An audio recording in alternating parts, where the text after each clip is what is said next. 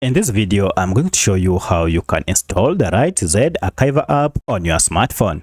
If this video helps, please like and subscribe to this channel. Alright, to avoid copycats, you need to get the correct app for the best services. First, I'll uninstall the current app that I have, then walk you through a process of installing it. Now, to get started, go to your phone and look for Google Play Store app if you're on Android, or App Store if you're on iPhone. Because I'm on Android, I'll tap on it and using the search bar, search for your app. If you don't see the search bar, you should see a search icon down below. Just tap on it to activate search. Then search for your app by name and run my search. Here, as you can see, this is the correct or the right ZAchiver app to access your files.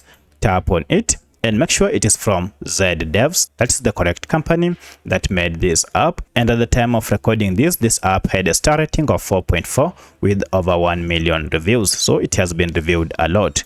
Currently, this app has been downloaded over 100 million times and the file size is quite small. It is around 4.4 MBs by the time I'm recording this. Now, if you see these details and the current logo, which is this, then you'll know that you have the right app.